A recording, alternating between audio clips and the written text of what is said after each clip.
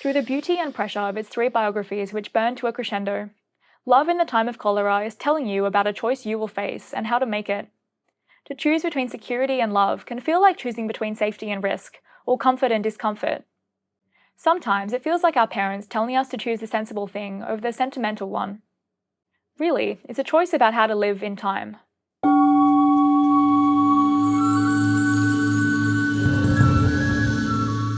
One of the final sentences in Love in the Time of Cholera seems to contain the whole novel inside it, with an elegance that flows from the rest of the story and culminates in the last few pages. Florentino Ariza, now 76 years old, has spent 53 years, 7 months and 11 days waiting for one woman. During that time, he's had a whole career and hundreds of other women, slowly accumulating power and position within the river company of the Caribbean. The woman he's been waiting for has come to him on a boat, sailing under the false flag of cholera, and the captain asked him a question he's been waiting to answer for his whole life. And how long do you think we can keep up this goddamn coming and going? Florentino answers without missing a beat. Forever.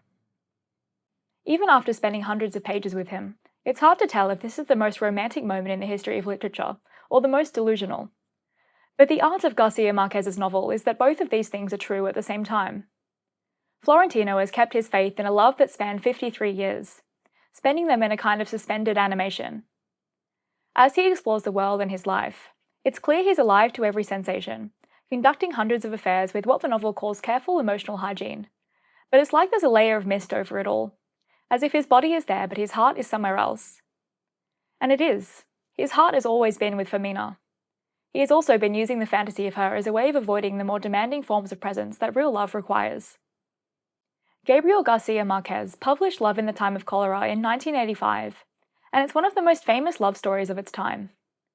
It's about the vindication of a romantic who waits 50 years for the woman he loves and is finally rewarded, but it's not just about that.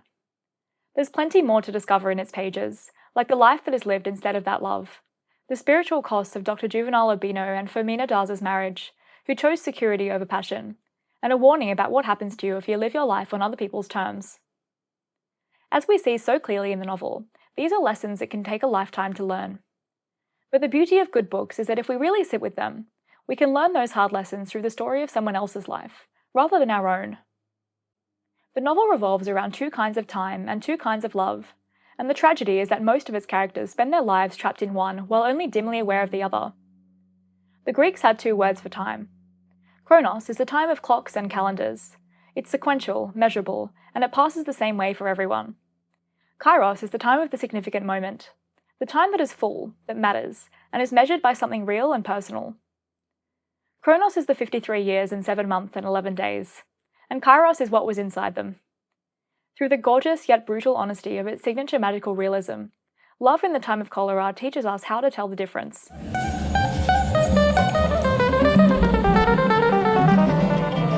The novel begins with a death, and is a structurally appropriate choice for a story about people who have been living almost as holograms, as though time is not passing. Dr. Juvenal Urbino is the city's most eminent physician and its most illustrious citizen. He's a Renaissance man who brought modern medicine to a Caribbean city still dying of cholera. He falls from a ladder while trying to catch a parrot that has escaped into the branches of a mango tree. It's a death that echoes his life, decorous and keeping up the appearance of a civilized authority over an undignified situation. Urbino occupies the place in the story where we would usually expect a villain, but he isn't one. This is a careful choice by Garcia Marquez. We can see his good intentions, and he's genuinely devoted to the city's well-being, often sacrificing for it. Despite his accolades and noble heart, he is unfulfilled. Over several hundred pages, the novel reveals that he is the architect of his own spiritual emptiness. He has built a life of elaborate order, wearing a linen suit and a gold watch chain, and sticking to a set routine involving numerous social obligations. There's almost no space for him to listen to his own thoughts, and that's intentional. Garcia Marquez describes his routine. Once the stormy years of his early struggles were over, Dr. Juvenal Urbino had followed a set routine and achieved a respectability and prestige that had no equal in the province. The routine isn't just a personality quirk. It's his whole character, and he performs it each day with clinical precision. He rises at dawn, takes his secret medicines in careful sequence, spends an hour preparing his lectures, does 15 minutes of respiratory exercises, arranges his beard with cologne, and dresses in the same outfit, down to his boots and watch chain. An efficient and organized man doesn't have to be this rigid. These are rituals designed to mask whatever is bubbling underneath. If you fill every hour with the right thing, the question of whether it means anything can be permanently deferred. The philosopher Blaise Pascal observed in his Pensées that all of humanity's problems stem from man's inability to sit quietly in a room alone. Urbino has solved this problem not by developing the capacity for mindfulness and reflection, but by ensuring that he never needs to sit quietly in a room alone. There's always a mass to attend to or a patient to see. If you're busy enough, you're moving too fast for your heart to catch up. Urbino appears in an overwhelmingly romantic story, but I don't think that's his most relevant philosophy. Rather, it's the existentialist diagnosis of Erich Fromm, who argued in The Art of Loving that the most common obstacle to love is anxiety. It shows up in the person who mistakes security for love, constructing a comfortable environment which insulates them from hurt and heartbreak, while also insulating them from real connection. He wrote that the most widespread and prevalent form of love in contemporary Western society is erotic love, based on a craving for union with one other person. But in fact, modern Western society appears to be a severe form of avoidance of love. To choose self-protection over true love is avoiding vulnerability, the most essential ingredient of deep connection. The best Urbino can hope for is a simulation, which looks like a marriage on the surface, but doesn't have any life inside it. Fermina Daza makes the same choice, but she does so consciously. After years of correspondence with Florentino Ariza, which involved a long process of rationalization, she decided it was nothing but an adolescent fantasy. When she sees him in the market, the boy of her dreams melts away, and she sees him as he is for the first time. It's a moment which has all the melancholy of lost time and wasted imagination. Garcia Marquez writes, in an instant the magnitude of her own mistake was revealed to her, and she asked herself, appalled, how she could have nurtured such a chimera in her heart for so long and with so much ferocity. She just managed to think, my God, poor man. She sends him a letter that afternoon, which reads, today, when I saw you, I realized that what is between us is nothing more than an illusion. She's noticing something real. Florentino, as she encounters him in the market, is not the Florentino of the letters. The letters were composed from within the kairos of adolescent love.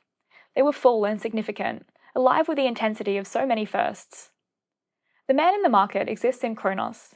He's ordinary and unheroic, caught in the flow of daily life that has a way of making anyone look smaller than they are on the inside. Fermina is right that the Florentino of her imagination was a chimera. But that doesn't mean she was right about settling for Urbino. She chose an outwardly respectable life with a man who half-heartedly courts her, turning her into another one of his projects of efficiency and routine. Love should be safe, but love and safety aren't the same thing. Urbino pursues her with the same administrative attitude he brings to everything else. He's kind to her and honest about what he's offering: comfort, status, and beauty. He will devote himself to her just enough to keep up a good appearance. But what he doesn't offer, or maybe can't offer, is real attention. He isn't interested in her, just in what she can provide. He sees her as an accessory rather than a partner, and he barely notices who she is. Iris Murdoch called this the extremely difficult realization that something other than oneself is real. Urbino is smart enough to realize this, but something stops him. His whole character is underlined by the fear of what might happen when he abandons control. For long stretches, their marriage is functional.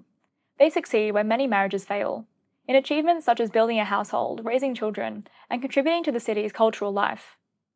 They even manage to survive the trials of long-term intimacy with something that looks like dignity from the outside. But marriage isn't only about achievement, as Garcia Marquez mercilessly points out. He writes, neither could have said if their mutual dependence was based on love or convenience, but they had never asked the question with their hands on their hearts, because both had always preferred not to know the answer. This is the spiritual cost of the comfortable choice. It avoids misery, which in many ways would be easier to deal with than the unwillingness to confront the question. The cost is a life lived entirely in Chronos, where everything is measurable, and time outside of routine and obligation feels empty. The question of Kairos, which is all the aliveness, is permanently deferred because to confront it sincerely would require dismantling everything that brings comfort in the Chronos. It's this heavy psychological architecture that makes this kind of spiritual emptiness so dangerous. From the outside, and often from the inside, the comfortable life looks complete. It's only in the most intimate and private moments that the vacancy is felt. In the bitter heart in the dawn, and in the question neither will ask, it eats away at the soul.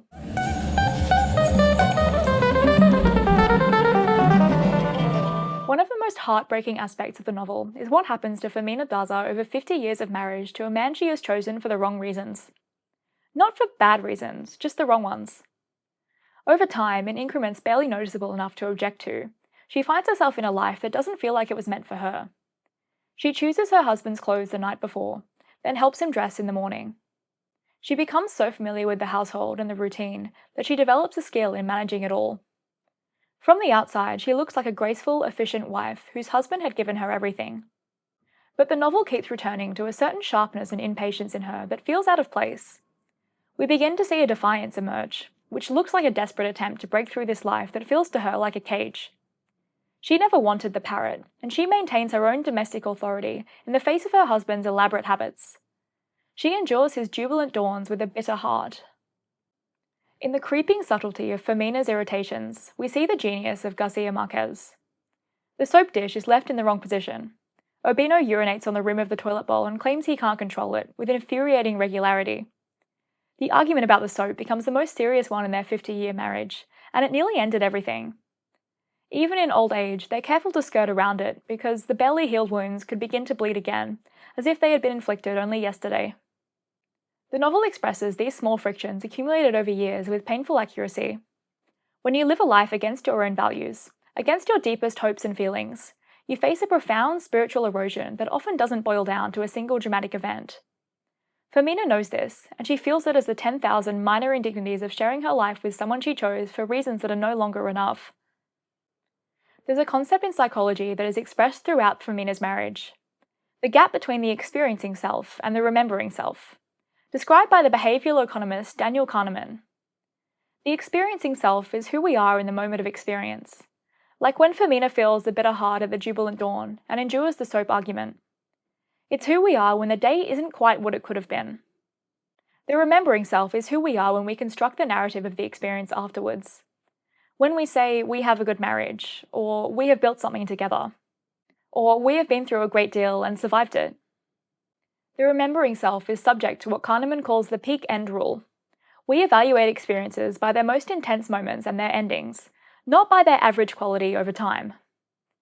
This is why Fermina can, from the outside of the marriage, acknowledge that it was something real and valuable, while simultaneously having lived it with a bitter heart she never fully admits to.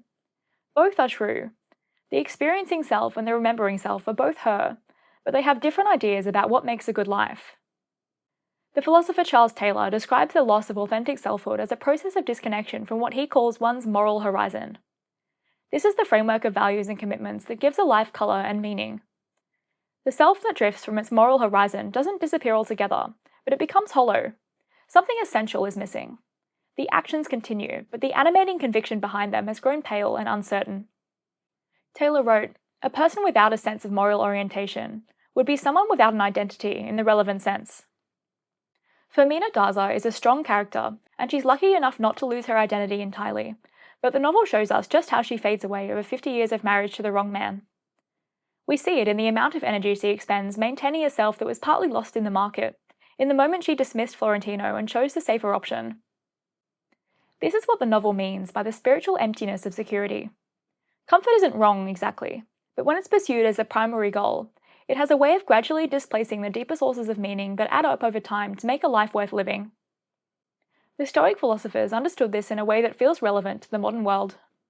Epictetus, writing in the 1st century, distinguished between the things up to us, like our own judgments, intentions, desires, and aversions, and the things not up to us, our external circumstances, other people's opinions, and the material conditions of our lives.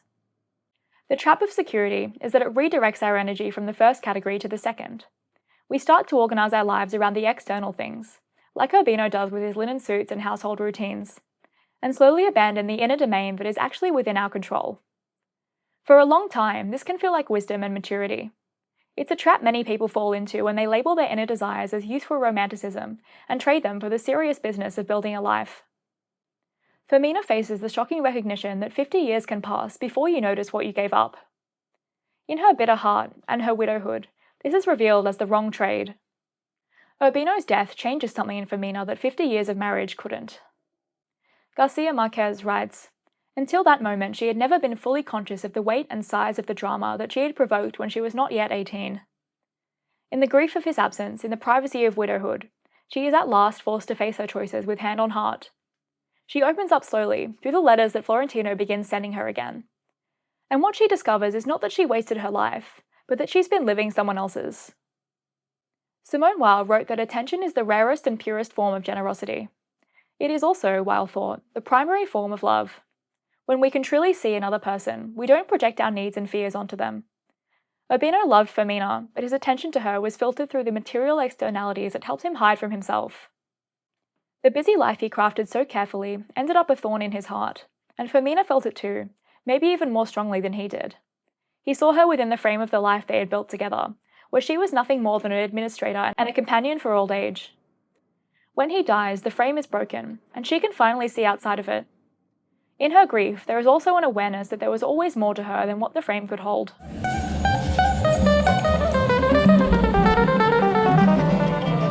Florentino Ariza's famous 53 Years of Waiting is deliberately ambiguous. We don't know whether it represents devotion or obsession, faithfulness or pathology. Love in the Time of Cholera gives us both readings at the same time, and it's up to us to read between the lines. The case for devotion is straightforward. Florentino keeps his faith in Fermina, holding the dream of her close to his heart so it won't dull with time. When Dr. Urbino falls from the ladder and dies, Florentino appears at Fermina's door before the end of the day to tell her that he has waited more than half a century to repeat his vow of eternal fidelity and everlasting love. This is grotesque timing, with the body of her husband still warm, but we can see his dedication to her. He hasn't forgotten about her or substituted another woman. In a meaningful way, he has kept the flame alive. But the novel's account of what Florentino does with his 53 years is more complicated than pure fidelity. He has affairs, hundreds of them, conducted with what Garcia Marquez describes as careful emotional hygiene. He uses women in a detached way. His deepest feelings are in storage for later, and he relates to everyone but Fermina from a position of strategic emotional distance. The many women of many backgrounds who share his bed only have access to a facade of the man he is. He gives them real attention and tenderness for as long as they're with him, but he never fully lets them in. Today, we'd call him emotionally unavailable. There's a moral complexity here which underpins the novel's romance. Among his hundreds of women, some genuinely love him and are damaged by his coldness and withdrawal, because they gave him more than he gave back. America Vicuna is the most egregious example. A 14-year-old ward entrusted to his care whom he takes as a lover, and who, when he finally abandons her for Fermina, takes her own life. Garcia Marquez places this incident at the end of the novel so it sticks with us, so that Florentino's great romantic gesture of devotion is overshadowed by the very real harm he has inflicted while waiting. He preserved himself for Fermina at the cost of his attention to everyone else. The women were his Chronos management strategy. They filled the time between the Kairos moments without constituting Kairos themselves. The ethics of this are uncomfortable to say the least, and the novel makes no attempt to redeem them. In the language of the Greek time distinction, this is an extraordinary relationship to Kairos. Florentino has preserved the Kairos moment, the moment of his adolescent love for Fermina, and sealed it in amber. He relates to it from the outside, constantly looking inward to keep it warm, but he doesn't allow it to develop and change the way any memory should over time. The memory is an artifact, and he is the museum. He relates to it with reverence and careful maintenance, but never truly encounters it enough to let it transform him. The philosopher Henry Bergson described this kind of arrested relationship in time as a form of spatialization, the attempt to convert duration, which is inherently alive and changing, into a static object that can be held and examined. Bergson argues that temporal experience is characterized by continuous flow and transformation. The person who lives in time is always in a state of becoming, never quite the same from one moment to the next, and never quite reaching a finished state of being. This kind of existence is constituted by its passage through experience rather than preserved against it. In this sense, Florentino's 53-year vigil is a radical spatialization. He has converted the living duration of his love into a static object that he guards and carries without allowing it to change him. But the novel does not allow this reading to be totally damning. In the vigil, Florentino has preserved something that was lost in Fermina and Urbino's comfortable marriage. True love. The kind that you feel in its full force, without the protective walls and insulation. When Florentino and Fermina are finally on the river together, they are old, past the age when this should be possible, on a boat flying a false flag of cholera. This is the culmination of all that waiting, and it's where the magic happens. Garcia Marquez writes, He saw her, at dusk, as she had never been seen by anyone, the silhouette at the rail, her eyes fixed on the jungle, seeking the manatees in the dark water. He actually sees her, in a way that her husband couldn't, and in a way he had never managed before. In Wilde's words, he sees her with the full, unprotected attention of someone who has spent 53 years preparing for this moment. The ancient Greeks understood kairos in terms of opportunity. Kairos lives in the moment when the archer should release the arrow, when the surgeon should make the incision, and when the lover should speak. It's the time that is full with the possibility of action, a potential that feels important even when you can't explain why. The Stoic philosopher Seneca, writing in his letters, described the person who allows their life to be organized by Chronos alone as someone who is technically alive but not really living. They lose the day in expectation of the night, and the night in fear of the dawn. In his dubious way, Florentino has been cultivating the kairos of his love for 53 years. He has kept the space for it open, guarding it so powerfully that it has consumed everything else in him, including his moral capacity. He's been saving himself for when the fullness of the time would come upon him, and the tragedy and the miracle of the novel's ending is that it does. All his devotion and obsession, faithfulness and pathology, was for something real.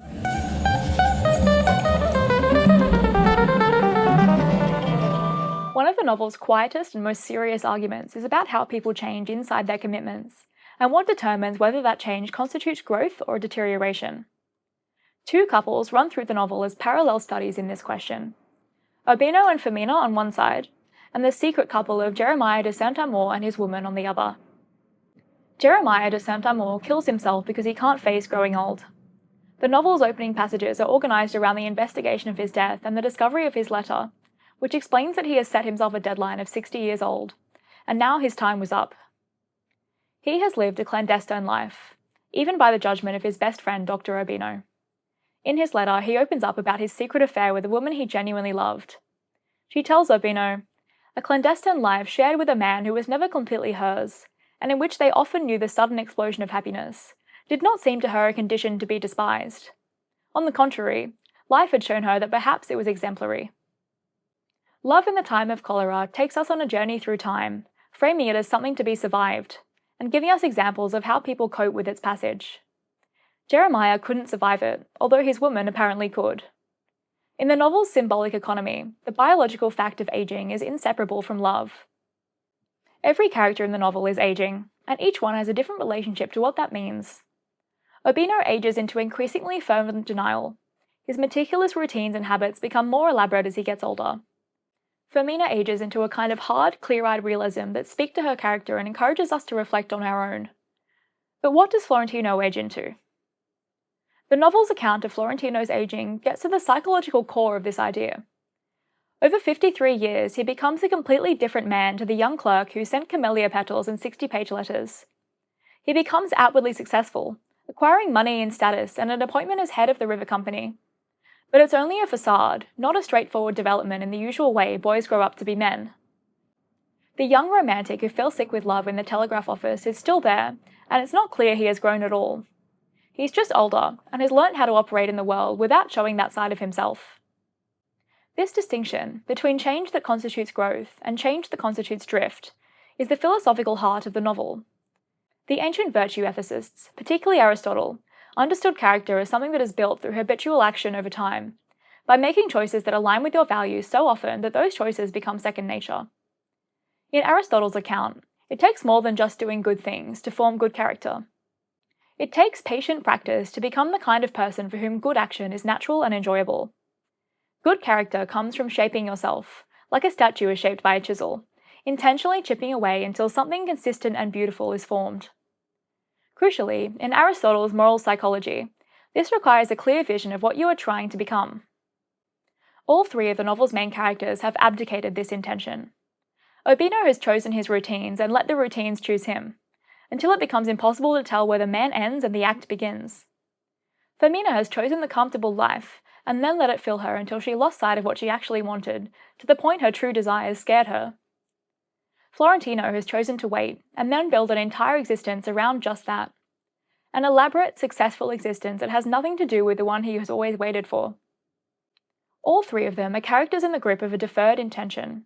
They have a sense of what they're really made for, but they have lived their lives around evading that fulfillment, relying on conditions and circumstances to change. Their sense of agency is always pending and always slipping away. The psychologist Viktor Frankl developed his logotherapy theory in the concentration camps and published it in Man's Search for Meaning, arguing that the primary human drive is meaning. The absence of perceived meaning produces a kind of suffering he called the existential vacuum. This is not categorized by dramatic despair, but by a pervasive sense of emptiness, like you're just going through the motions without properly engaging with your life. Frankl explained that this is often masked by the frantic busyness of people who are filling their time precisely in order to avoid noticing that they've lost, and that they're not growing. We can see this in the novel, in all three of the main characters. It shows up in Urbino's elaborate routines, Fermina's household management, and Florentino's 100 affairs. All of these can be read as responses to the existential vacuum, ways of occupying the chronos time so completely that the kairos is never discovered. The novel's characters illustrate the inverse of Aristotle's vision. What happens when we shape ourselves by default rather than by intention? Urbino becomes the man his routines have made him, and Fermina becomes the administrator of someone else's vision.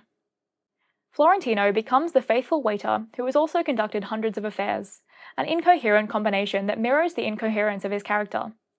They have all grown older and accumulated the sediment of years, but they haven't really changed, just drifted through the sea of time in a boat without oars. They haven't cultivated, just accumulated, and it has slowly destroyed them from the inside. There's a partial exception when Florentino and Fermina find each other again on the river. Something happens to both of them in the weeks and then months of their correspondence after Urbino's death, and then in the physical reality of their time together on the boat. This is the first time either of them have experienced the real change that comes from moments in kairos, and they change towards each other. Little by little, their walls come down, and they become the people they have always tried to be, but hidden too deep to reach. The teenagers who first fell in love have become harder and more honest after surviving everything the world has done to them, but their pure hearts are still there, if only for each other. Garcia Marquez writes, "With sorrowing heart she reprimanded him in what appeared to be a casual question in the midst of other trivial remarks. Why do you insist on talking about what does not exist?" This is Fermina, in the late correspondence, rebuffing Florentino for romanticizing their shared past. She won't allow him to treat their relationship as a museum piece, insisting that they stay in the present, in all the mess of their actual histories and wrinkled bodies. Her refusal to preserve the relationship in time is what makes their late love real, in a way their adolescent romance couldn't be. The kairos here demands attention, because it's the signal of a homecoming, of two hearts meeting while adrift at sea.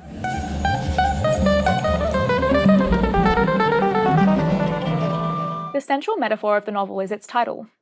Cholera is a disease that ravaged the Caribbean through the 19th and early 20th centuries, and it is present throughout the backdrop of the story. Ships arrive in the ports with cholera on board, rivers are contaminated with it, and the health authorities are caught in a perpetual battle. It looms over the story like a storm cloud, but not just because it threatens the characters' health. From the first page, we see how it looms over their hearts too, where the scent of bitter almonds reminds Urbino of unrequited love, the disease of love itself. When Florentino first falls sick with longing for Fermina, his mother's homeopathic physician notes that the symptoms of love were the same as those of cholera. It's an equation of love as illness, and illness as love, indistinguishable at the symptomatic level, and it governs the story. Love and cholera will both swallow you up completely, occupying your whole being until you suffer into submission. They share an unbridled propensity for destruction, and they won't let you compartmentalize without paying a price. Your daily life will become harder and harder to bear, until an inconvenience becomes an unraveling. As the novel progresses, the metaphysical statement becomes impossible to ignore. Its ending represents the acute phases of love and cholera, where the boat carries two people under the total spell of one, while flying the false yellow flag of the other. The flag is Garcia Marquez's most explicit metaphor, and it gives credence to the kairos of Florentino's and Fermina's arcs. They use the disease's flag to create a condition of quarantine that is also a condition of freedom. The cholera flag keeps the world away, buying them precious time that Kronos would never have permitted. It's the only way their love ever had a chance. In his famous work, Being and Time, German philosopher Martin Heidegger ascribed authentic existence to the mode of being that becomes possible only when we confront our own mortality, allowing the fact of death to disclose the real significance of our lives.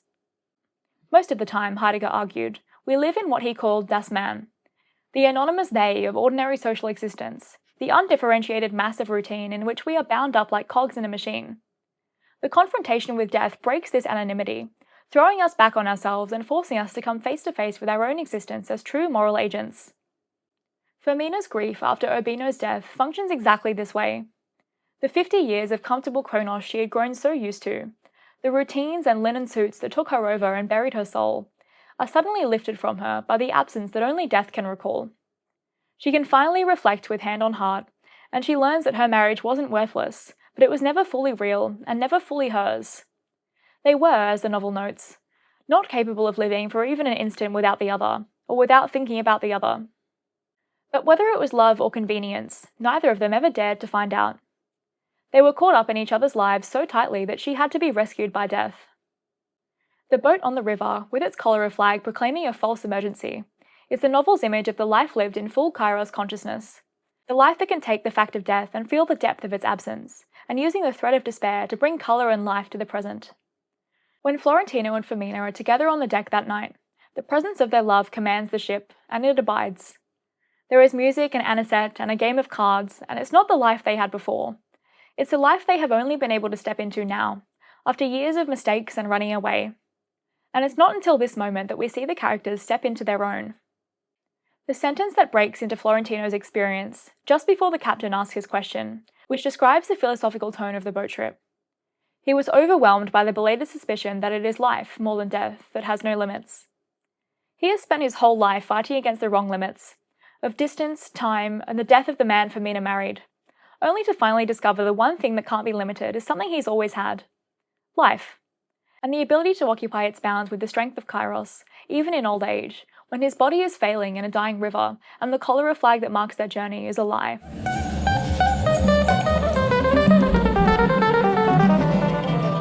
We began with Florentino's answer. Forever, he said, when the captain asked how long they could keep up this going back and forth. The silent word that filled 53 years, 7 months, and 11 days is spoken at last. The novel we have traced through its 5 movements is a sustained meditation on what that word costs and what it gives back. Forever is only possible inside Kairos, when the time is full and significant and open to life. Kronos forever is just a succession of moments, each one indistinguishable from the last, building up a wall of vague memories that stretches until the latter gives way and the parrot flies off squawking. Through the beauty and pressure of its 3 biographies which burn to a crescendo, Love in the Time of Cholera is telling you about a choice you will face and how to make it. To choose between security and love can feel like choosing between safety and risk, or comfort and discomfort. Sometimes it feels like our parents telling us to choose the sensible thing over the sentimental one. Really, it's a choice about how to live in time. The person who chooses security as a primary value chooses Kronos, and they suffer for it in the measurable, manageable time that can be organised and maintained, but can't produce any magic because it's always time taken for something. The person who chooses love, the kind that demands true presence and attention and fills up the whole heart, chooses Kairos. They are living in time in a way that matters, precisely because it's not for anything except the living of it. The magic is that this kind of time doesn't pass. The novel is not naive about this choice, and it doesn't pretend the Kairos life is easy. Florentino's 53 years of waiting are real years, spent practicing careful emotional hygiene which damaged himself and the women he discarded, to preserve his adolescent love in amber. None of the Kronos ended up mattering, because it was nothing more than evasion. He waited for Fermina in part because waiting for her was easier than being fully present to the life he was actually living. The amber preservation was as much his limitation as it was his gift. And Fermina's choice of Urbino, as we explored through the ideas of Fromm, Taylor, and Murdoch, wasn't her effort to take the easy way out. But over time it became that way, with its real moments of achievement and connection being overshadowed by a pervasive sense of stagnation and loneliness. Neither of them ever stopped to question it, because in some sense they preferred it that way. The spiritual emptiness of the comfortable choice is not imposed from the outside. At the end of the day, it is something you choose. What redeems them both is the confrontation with mortality that forces the Kairos question to surface. Urbino falls from the ladder, and the cholera flag goes up.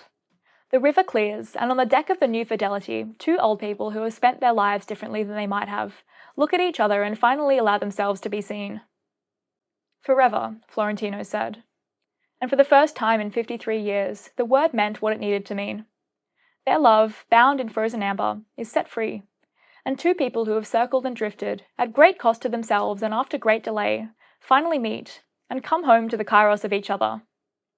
It's the kind of forever that's worth waiting for. But right now, we're in the middle of our own stories, and the question the novel leaves us with is whether we have to wait that long.